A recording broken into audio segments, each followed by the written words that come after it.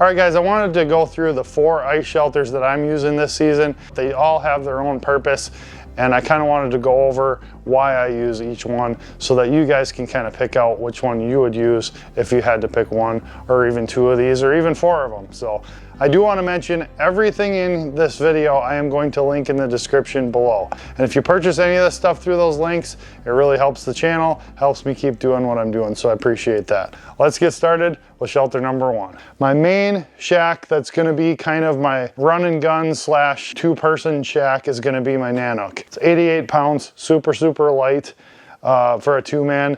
And I've also got the tow bar so I can hook it up to my machine. I can tow it by hand as well. I just unclip the clips and I can put a rope on there. It's just a super versatile shelter. And if I had to have one to do it all, this would be it. Because I could ice camp in it if I had to. I can fish with 2 people. I can pull it with a machine. I can pull it by hand.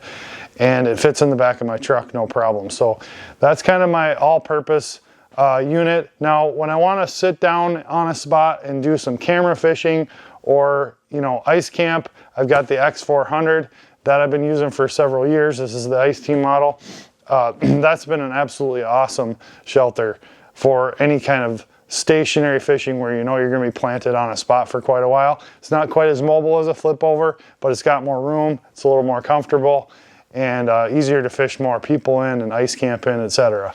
Now over here is my little run and gun Kenai. So this thing has a deep tub. It's super light, like 50 pounds. And I can throw that around real easily. I can tow it on the ice on foot really easily. Small footprint, but holds a lot of gear. And I end up using that one quite a bit of the winter, especially when I'm fishing alone. Now, I've had all these 3 the last couple years. The big one that I just got this year is the Clam X1200. And this is going to be an absolute behemoth shack that I'm going to be using for ice camping this year. It basically has 2 X600s hooked together in one giant hub. So I can camp on one side of it, fish on the other side, and have plenty of room to spare for gear and all that stuff. So I'm super excited to use that. We probably won't pull that out of storage until probably later in the season when we can throw it in the truck and drive out, because it is a big tent and it takes quite a bit of room. So that's kind of what my shelter setup is for this year. I got 4 of them.